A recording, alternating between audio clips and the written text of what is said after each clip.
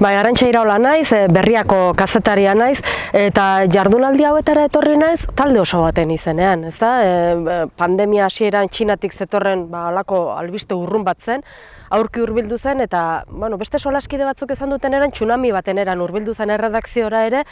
eta asmatu berri izan genuen nola eman horren berri, ezta? Informazioaren garrantziaz inoiz baino gehiago jabetu ginen, eta bi urte luzean talde oso bat egon gera gaiari bere zabalean erantzun nahian. Gaiak ertz asko izan ditu, ahaleginak egin behar izan ditugu ertz askotatik gaiari heltzeko. Askotan izan dugun sentipen bat izan da ez iristearena, zerbait oso handia gertatzen ari zenarena, batera begiratu, bestera begiratu eta denari erantzuteko gaitasunik ez genuen sentipen batena, eta hor egin dugun lanari esker ondoan, aipatuko dudan beste gai bada, izan dugun kolaboratzaile sare garrantzitsu bati eskerrez, hor egon dira zientzian eta zientzia divulgazioan ari diren hainbat aditu, lan ikaragarria egin dutenak eta haiei eskua emanda, ahalegina egin dugu guk hedabide moduan ere pandemia honetan ahalik eta erantzun honena emateko.